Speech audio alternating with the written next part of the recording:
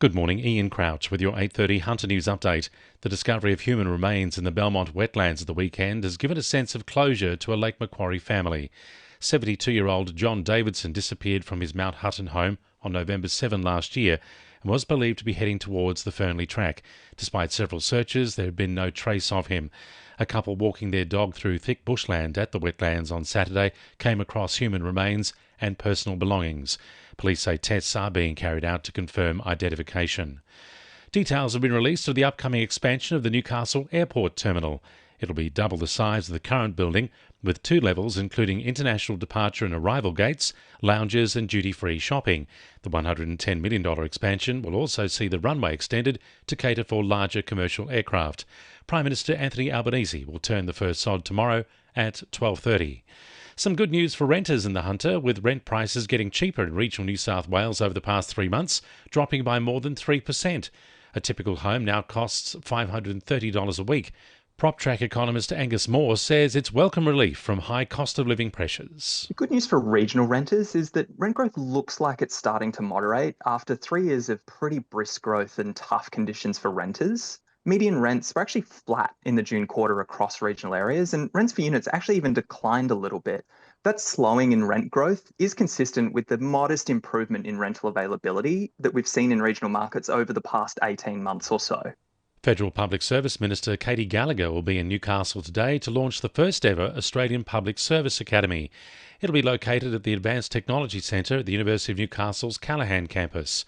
The public service is facing a severe skill shortage, especially in data and digital roles, with 90% of this expertise located outside of Canberra. Having the academy here means people can be trained in these roles and work from home instead of relocating to Canberra. Newcastle Council has announced plans for $14.7 million to be spent on improving road infrastructure this financial year. The significant increase in funding will see improvements made to roads across the city, including in the suburbs of Wallsend, Islington and New Lambton. Deputy Lord Mayor Declan Clausen says locals deserve an improved driving experience. Will mean a better quality experience, and especially after a few years of bad weather where we did see an increase in the number of potholes and roads requiring repair in Newcastle. It's pleasing the council has acted so promptly, has continued to deliver record road investment, and that will continue into this next financial year with $14.7 million to be invested in improving our roads. Researchers at the University of Newcastle have secured almost $3 million in federal funding to create a national committee which will oversee research concerning health outcomes for First Nations people. The group will inform government policy concerning culturally safe Indigenous health research being carried out across the Hunter and Australia.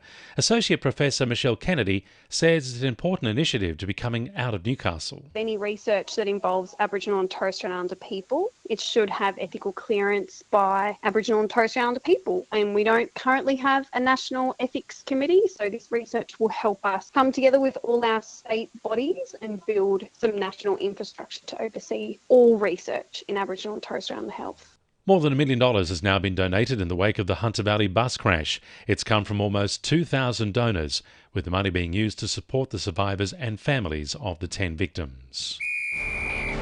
2NURFM Sport.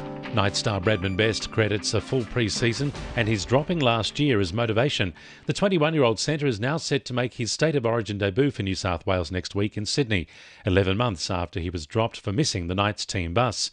Best says the call from Brad Fittler is the highlight of his career so far. Yeah, Sunday morning, he gave me the call and sort of I was actually driving in the car and it just all hit me after the phone call, and then I had to go in, do recovery, and then obviously I gave the news to Mum and Dad, and then that's when it sort of hit home, and they were tears of joy, and it was good. Northern New South Wales Football is committed to a 5-tier system for promotion and relegation of the men's sides. It's the first time the promotion-relegation system returns to the NPL and the second-tier League One since 2015. One club will drop while another club will be promoted from each division every season.